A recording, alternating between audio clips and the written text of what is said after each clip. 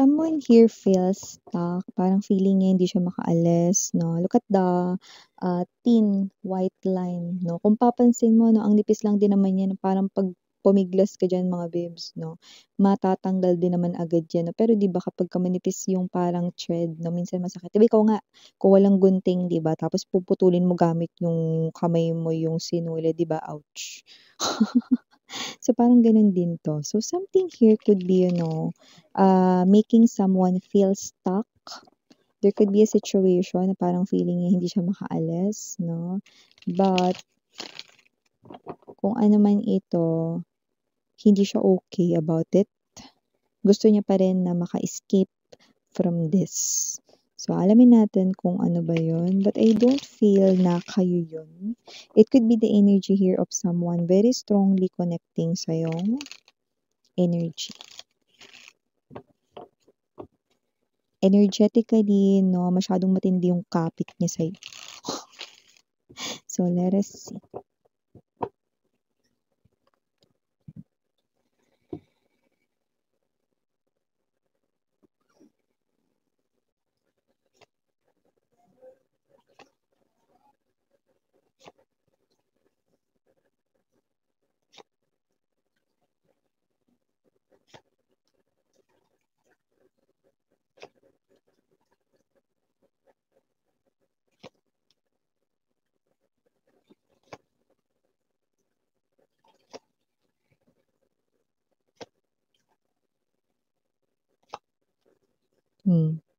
Pero at least alam niya 'no, okey. Anong sinasabi mo, Miss yan?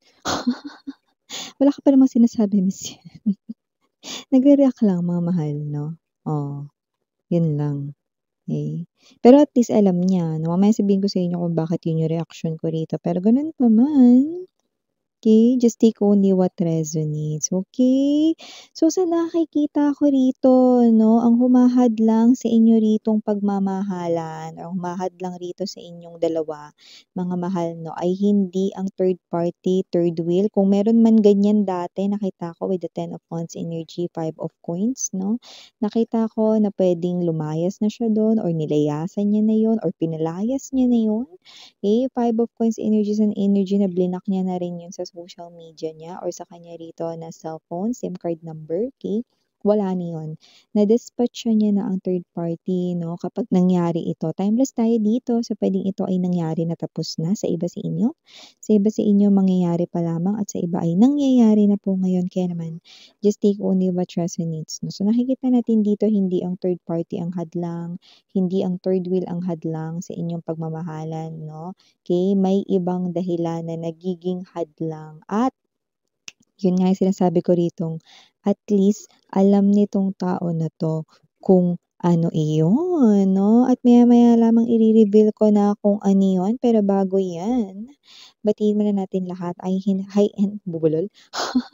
Hi and hello 'no, sa aking mga new subscribers, returning Eastern buyers. Thank you sa inyong walang sawang love and support. By the way, my name is Yan. Kung hindi niyo pa knows, thank you so much because you're here. Na-appreciate kita. Babe, but yun nga wala tayo rito 'no, na gender, babae, lalaki, LGBT, everybody welcome. Puwede rin pong i-switch ang mga roles dahil possible magkapalit-palit kasi general reading ito. And at the end of the day, lahat ay may free will na free mong gamitin anytime, anywhere. So, sa nakikita natin dito mga babes 'no, may energy rito 'no, na someone dito 'no, na nakikita niya na ito yung nagiging hadlang 'no, sa inyo ritong pagmamahalan 'no. At ito ay walang iba kundi ang kanyang mga nakasanayang gawin or gawain niya dati. Nahihirapan siya, struggle is real. Two of Swords energy right in here 'no, and the World card, nahihirapan siya pero tuloy-tuloy naman, consistent naman yung fighting spirit niya, may persistence din naman dito na parang ginagawa niya talaga ng paraan ito 'no, and kung ano man yan puwedeng yan yung mga nakasanayan niya, ano ba yun? puwedeng may mga bisyo siya 'no, na puwedeng sinusubukan niyang alisin pero hindi madaling alisin 'no, kasi nakasanayan niya, yung mga gano'ng bagay 'no. Eh, nakikita niya na hindi pa rin talaga niya ito napagtatagumpayan.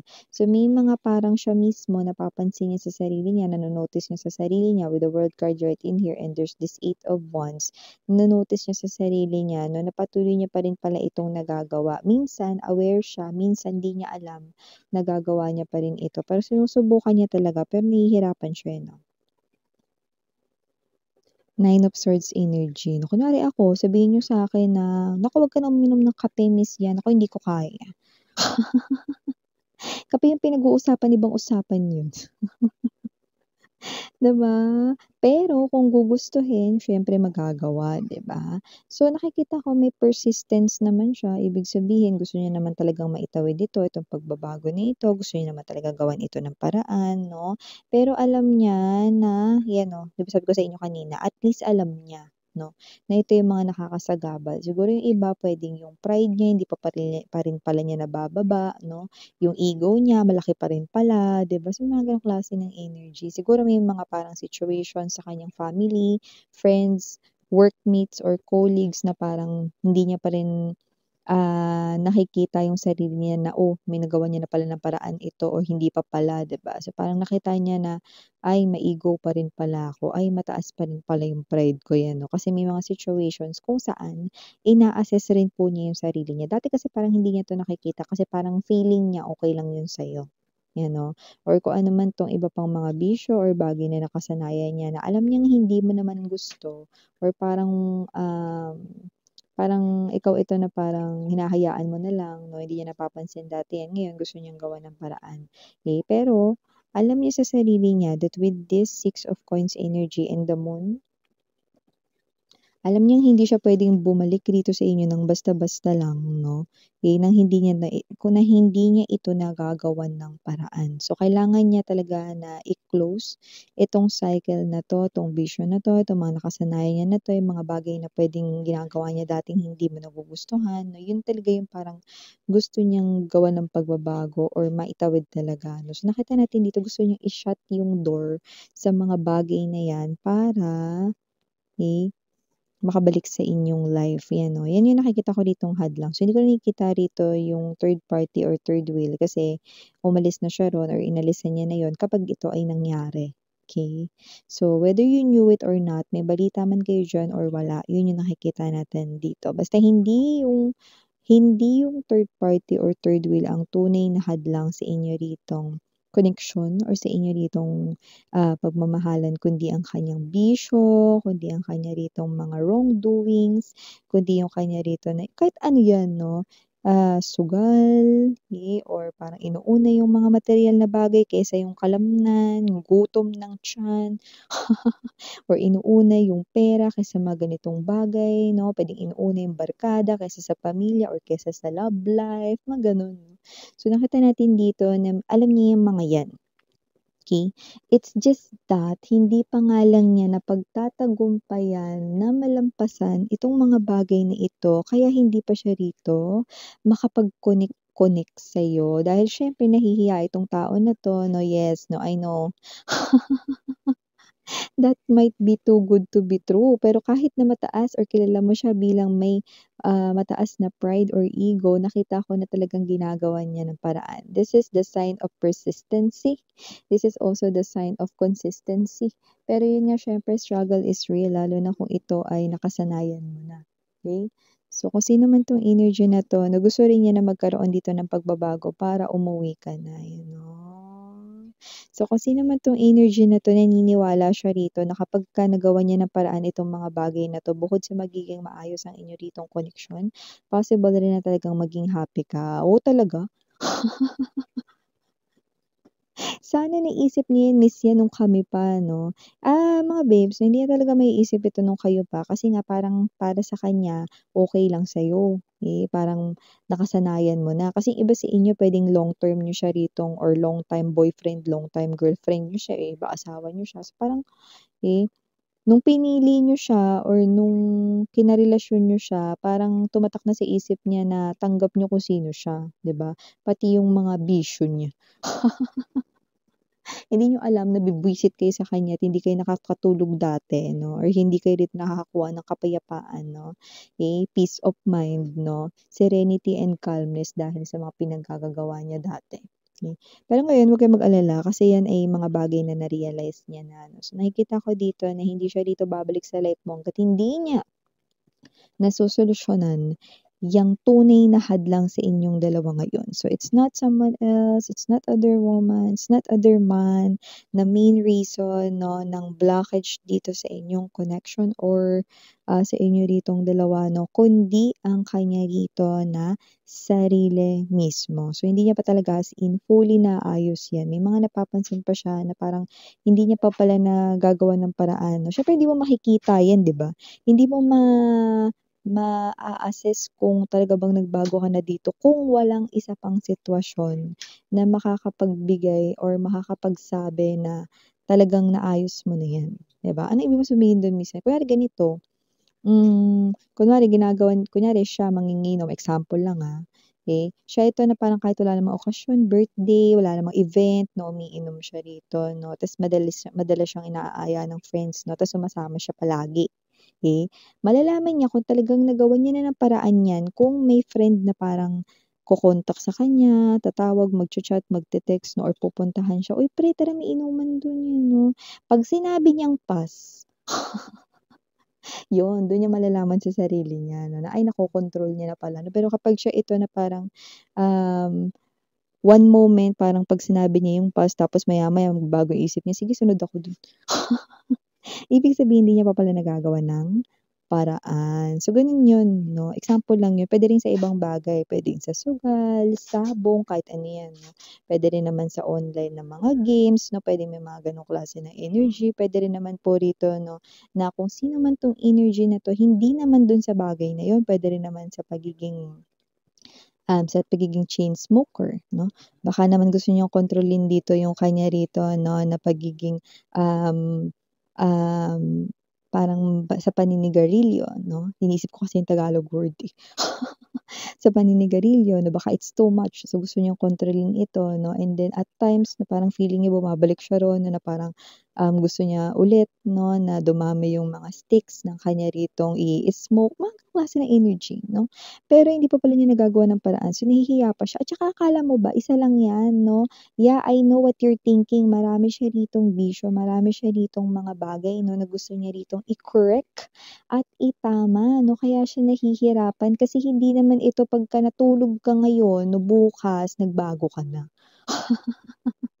or nakontrol mo na 'no. So, ginagawa niya ng paraan. So, hindi ko na nakikita rito oo, yung iba, may third party pero tignan mo double confirmation ito na lumayas na siya dun, nilayasan niya na yun, hiwalay na sila kapag nangyari ito, yan, hmm. Your person will definitely shut his or her door for the other party, okey? Like literally may pag-block rito sa communication at pag-alis talaga 'no sa mundo, ng taong yun, okey? When we say pag-alis sa mundo, ibig sabihin talagang totally shut yung door, ibig sabihin hindi niya nakakausapin yun ever, hindi niya nakikitain yun ever, hindi na talaga siya ron makikipag-connect forever, 'yun, 'di ba? And also nakita natin dito 'no, na medyo naiinis rin siya sa kaniyang self dito kasi parang feeling niya marami pa siyang kailangang ayusin sa sarili niya, gustong-gusto niya na kayo rito na makasama 'no or makapiling with the full card energy. Pero kailangan niya muna itong gawan ng paraan 'no, para talagang 'pag bumalik siya sa inyo rito wala kayong masabi talaga sa kanya na nakikita niyo na rito yung kanya ritong pagbabago 'no, and yun din naman yung bagay na magpapasaya sa kanya. Pero yun nga 'no, kahit ikaw alam mo sa sarili mo yun, 'di ba may mga bagay ka ring gusto. Kapagka meron kang gustong tanggalin na nakasanayan mo na lalo na kapagka if other people 'no, ay nagsasabi na baguhin mo 'to ganyan 'no, 'di ba parang, "Sino ka? Para sabihin sa'king baguhin ko 'yan." 'Yan oh, 'di ba? So may mga gano'ng bagay 'no, pero dito at least alam niya kung ano yung mga dapat niyang baguhin. Pero yun nga lang hindi niya pa talaga as in 101% nababago 'yan 'no. 'Yan 'no, like literal na para siya ditong walking on eggshells. Okay, or like literally walking sa thin or super payat, super nipis na stick, 'di ba? Pero look at the stick 'no, shape ito ng sword, hindi yan laruan ng bata. Pero yun yung klase ng mensahe na yan yung truth, okey, na gusto niya rito na ipaalam sa atin sa inyong reading 'no. Kahit nagiging mahirap ito, gagawan niya ng paraan unti-unti, slowly but surely ano, para makabalik na siya ng tuluyan sa'yo. So, talagang nakikita ko naman yung efforts niya with the Seven of Pentacles energy 'no. This is the magsasaka, this is the, someone here 'no, who plant seeds 'no, at ito ay kanyang igo-grow. So, definitely, kahit bumabalik siya palagi sa square one or sa zero, okey lang kasi dahil dun kapagka nagawa niya yung step by step ladder 'no or staircase na ito 'no, pasasaan ba at magiging maganda rin ang resulta nito hindi lang sa kanya kundi sa inyong dalawa, 'di ba? Isipin mo 'no, kung hinihintay mo pa 'tong tao na 'to at gusto mo siyang magbalik sa life mo 'no, sa pagbabalik niya 'di ba hindi mo na, makikita yung mga bagay na ayaw mong makita sa kanya kasi yun yung mga bagay na talagang inefortan niya na baguhin sa sarili niya 'no. So, hindi na sasakit yung ulo mo, talagang makakamtan mo yung kapayapaan sa isip mo dito, sa damdamin mo, wala kang magiging problema, yun, 'di ba?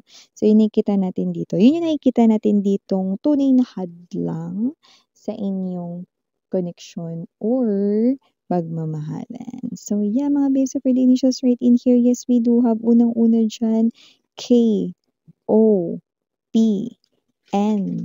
Okay, I don't know if that's letter I or number one. Just take only what resonates. But definitely number one is the start, okay, or the beginning. So definitely new beginning right in here, no, ang gusto niya for the both of you. Pero yun nga, bumabalik-balik rin siya sa one, pero go lang daw.